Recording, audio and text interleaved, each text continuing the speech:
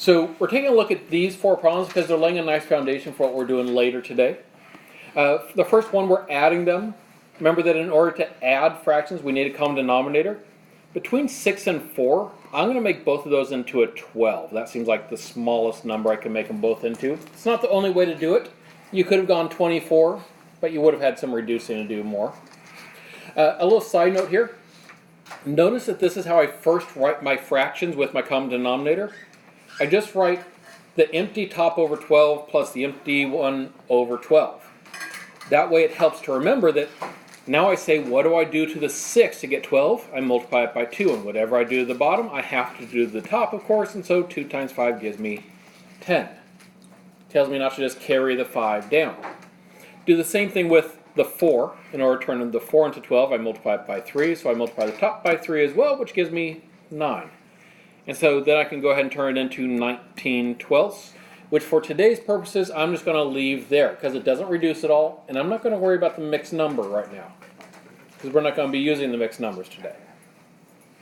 All right, we repeat the process with the second one, just as subtraction.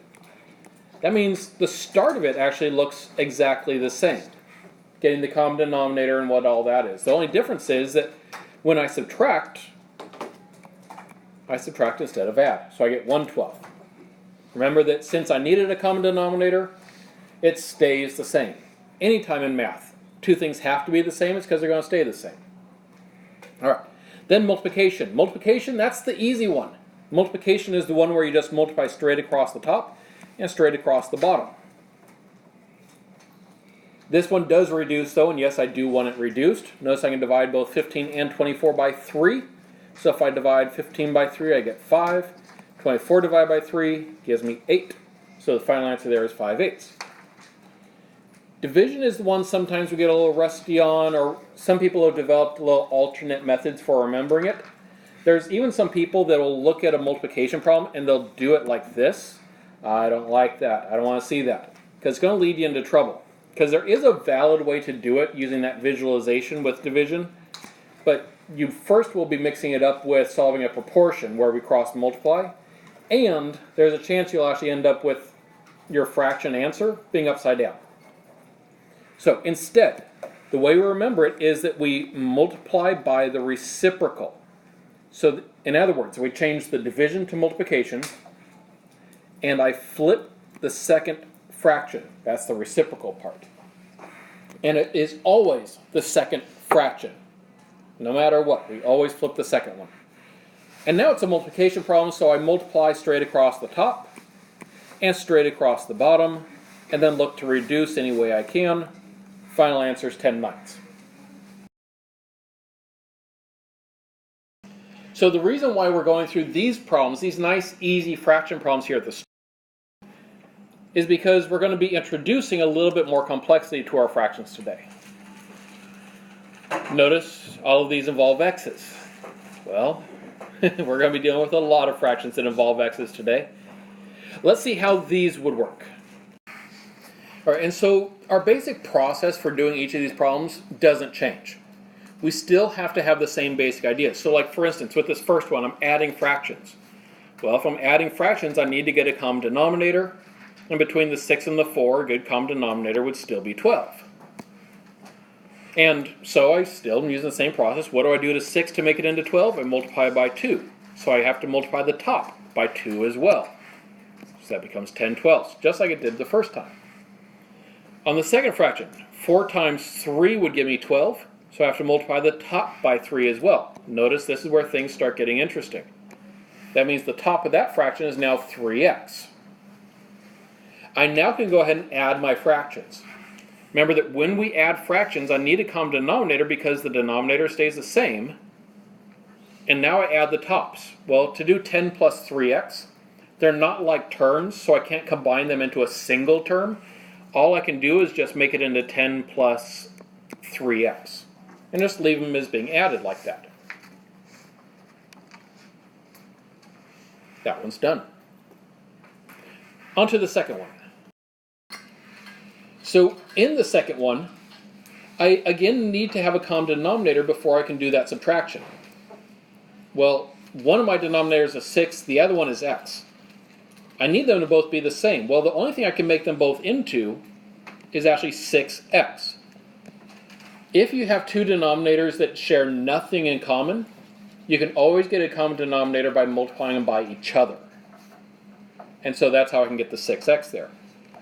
So like in order to turn this 6 that I started with into 6x, I multiplied it by x. So that means I have to multiply the top of that one also by x. So that's going to be 5x over 6x. Which, by the way, notice that would reduce back to 5, 6, so I know I've done it right. Alright, and then on the second fraction, I multiply the x by 6 to turn it into a 6x. So I multiply the top of that one by 6 as well. That gives me 18 over 6x. Now that I have my common denominator, I can do the subtraction. So again, the denominator stays the same. That's the whole point of getting the common denominator. And then on the top, I'm going to have to do 5x minus 18. Can I combine those into a single term? No. Because I have one term that has an x in it, and the other term does not have an x in it. Therefore, they are not like terms. Therefore, that's as good as it gets. That one is done. All right, the third problem, our multiplication problem. It's multiplication, and thankfully it still does follow the same process. So multiplication is nice and easy. Multiply straight across the top, straight across the bottom. So on the top, 5 times 3 gives me 15.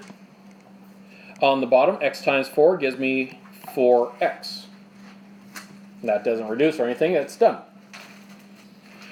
Little side note here, please write it as 4x, not x4. Every now and then I see somebody who says, well, I did x times 4, so that's x4. Well, I get what you're saying. We typically want to write the number first. Otherwise, it might look like we're meaning that 4 to be an exponent or something like that. We want to be clear. All right, and then for the last problem, we're doing our division. And the process still for division is still the same. We are still going to multiply by the reciprocal. So the x over 6 stays the same. I flip the second fraction. And when I flip it, I change the division to multiplication. Having done that, it's now just a multiplication problem, so multiply straight across the top, 4 times x. Multiply straight across the bottom, 18. This one does reduce. Notice I can divide top and bottom both by 2. And so if I do that, that gives me 2x over 9.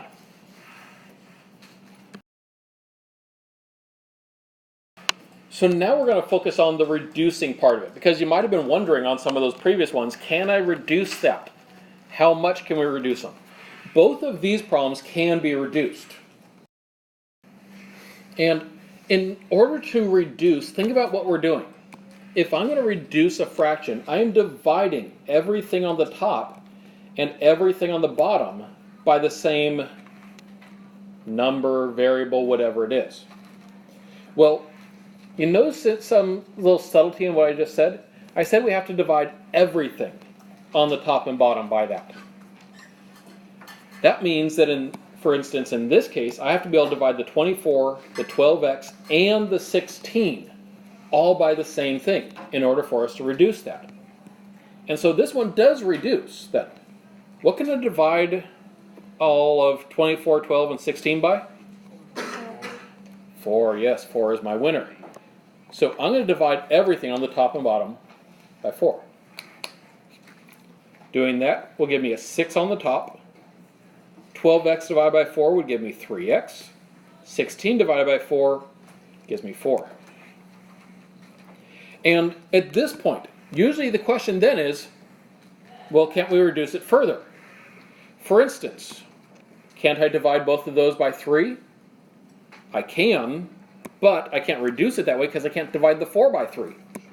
I could divide both of those by 2, but notice I can't divide the 3x by 2.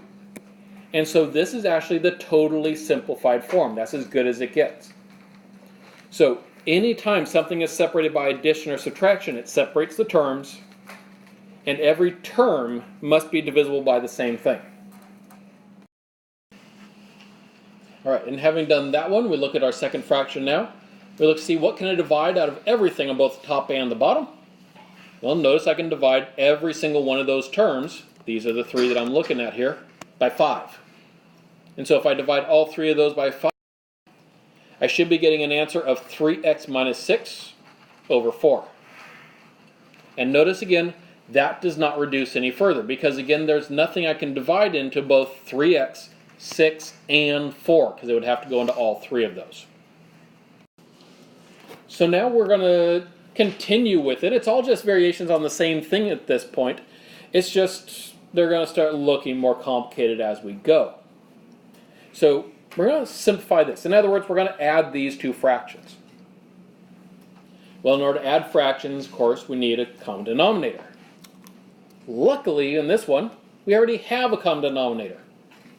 That means we can go ahead and go straight to the adding. And when I do that addition, I know what the bottom is going to be. I know the bottom is going to have to be the 2x minus 9. Because the common denominator has to be common because it stays the same. All right, so on the top then, I'm going to be doing 13 plus 4x plus 7. Are there any of those terms that I'm going to be able to combine along the way? 13 and 7. Yep, those whole numbers, the 13 and the 7. And so I tend to write the x term first. That isn't strictly required, but I do like to write it first. So I'm going to write the 4x first. And then the 13 plus 7 gives me 20. So that's going to be 4x plus 20 over 2x minus 9.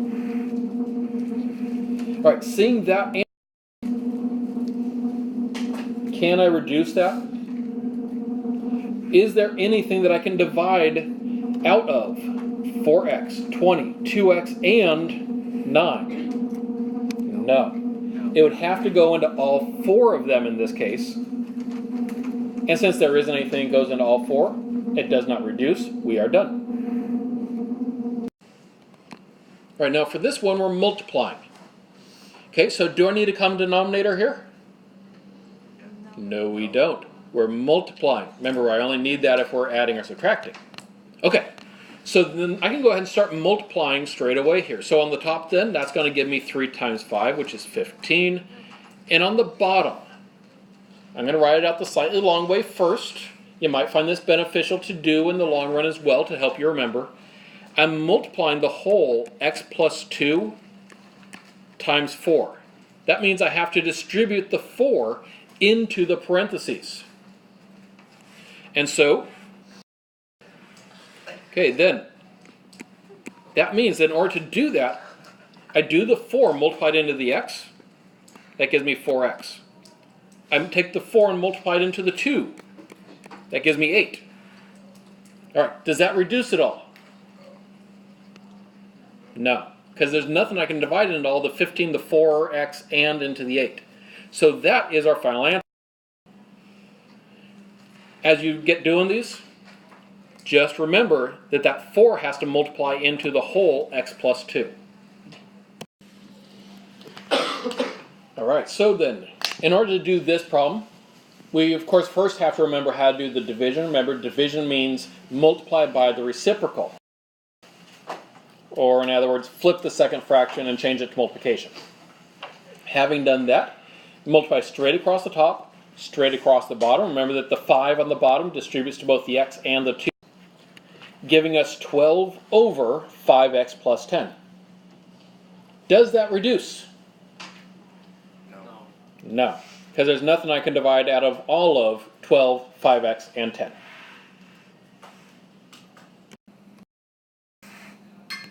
Next one, it's time for us to do some addition with it now. Back to the addition, because now we're doing the addition with unlike denominators at the start.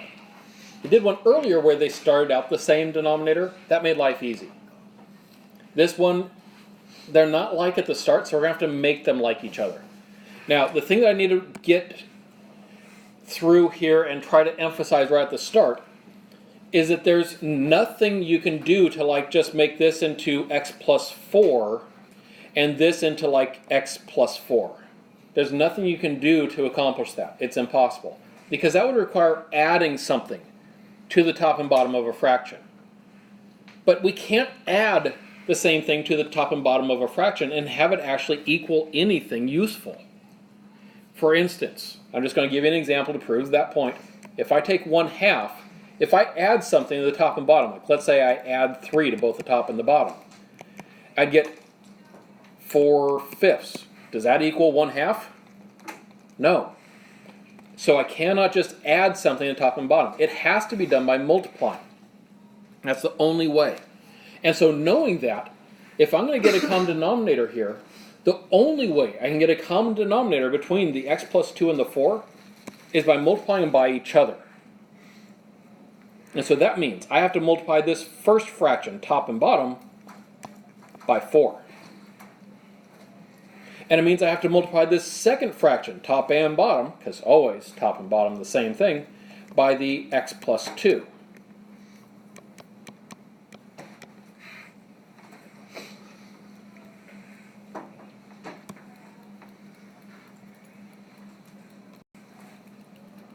If I do that, this is what you should end up with. Check to make sure you got the right results there. Now that we have the common denominator, it's much easier. Because we know that when we put these together, that the denominator will stay the same. So it's going to stay a 4x plus 8 on the bottom. And on the top, I go ahead and do the addition, looking for anything that I can combine along the way. Well, the 5x can't combine with anything, but the 12 and the 10, I can go ahead and add those. So that's going to give me 5x plus 22. Right, now that I've done the addition, I look to see, can it reduce at all? Well, is there anything that goes into 5x, 22, 4x, and 8? No. Nope. Nothing goes into all 4 of them, and so that is my final answer. That's as good as it gets. This is now the last problem that we're going to be doing together today. And the first impression is usually one of just, whoa, because it looks big and scary. But actually, it's not. You already know how to do this one. Oh, it's just 5. Because a fraction just means to do division. And so, if it makes you feel better, you can go ahead and on your first line of work, just write it out as a division problem instead. Once we've written it as division, we remember how to divide. We just flip and change to multiplication. Flip the second fraction always, never the first. And then now that it's multiplication, we go ahead and multiply across the top, multiply across the bottom. Remember that we have to distribute, like on the top, that 3 multiplies to both terms. On the bottom, the 12 multiplies to both terms. So this is what we should be looking at then as a single fraction. 9x plus 24 over 48x minus 60. One last step though, we do need to check and see, does it reduce? Is there anything I can divide 9x, 24, 48x, and 60 all by? Yes. Yes, there is. What can I divide them all by? 3. 3, yes. We can divide all of those by 3. And once you do that division, you should get a final reduced answer of 3x plus 8 over 16x minus 20. And yes, that is as fully reduced as that one gets, so that's our final answer.